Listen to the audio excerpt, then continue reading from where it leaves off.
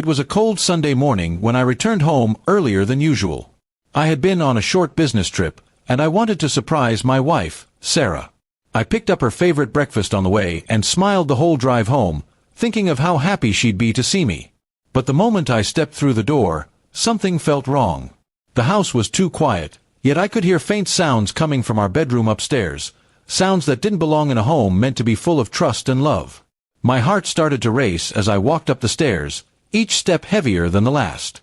I pushed open the door, and the world around me fell apart. There she was, my wife, with my best friend, Daniel. The man who stood beside me at my wedding. The one who had been like a brother to me. Both froze when they saw me, and I stood there, numb, unable to believe what my eyes were seeing. My hands trembled, not from anger, but from heartbreak that cut deeper than I could handle. Sarah tried to speak first. "It's not what it looks like," she whispered, covering herself as if that would make it less real. But it was exactly what it looked like. Daniel avoided my gaze, mumbling something about making a mistake. I didn't shout. I didn't curse. I just stared at them, feeling the weight of betrayal pressing against my chest. The breakfast bag dropped from my hands, spilling its contents on the floor, a symbol of everything I had planned to share with her, now meaningless. I walked out of that room silently.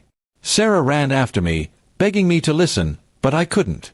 My mind was a storm of emotions, disbelief, anger, sadness.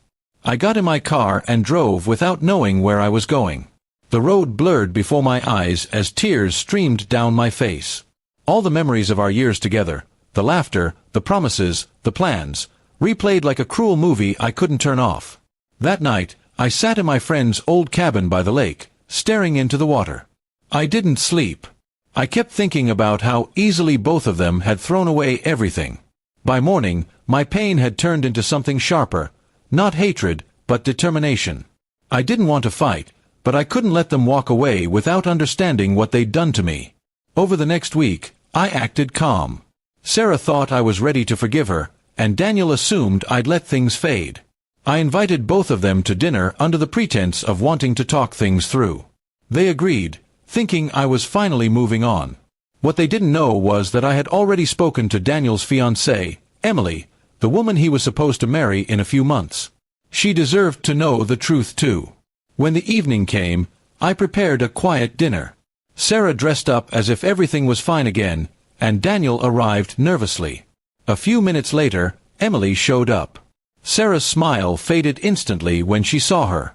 I handed Emily my phone and played the short recording I had taken that morning. I caught them. Silence filled the room as the truth spilled out again, this time in front of everyone.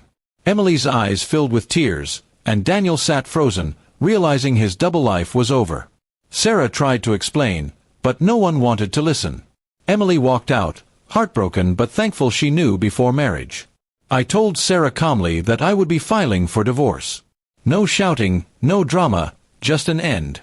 I had already moved my things out of the house and transferred my share of savings to a separate account. I left her the home, not out of kindness, but because I didn't want to live in a place full of memories that hurt.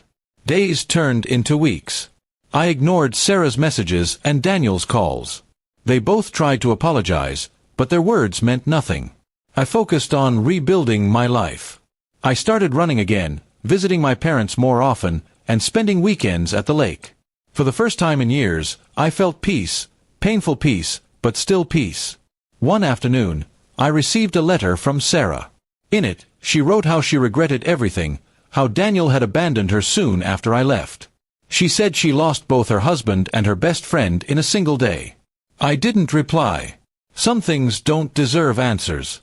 Months later, I heard that Daniel had moved to another city. I didn't care. My heart had already closed the chapter.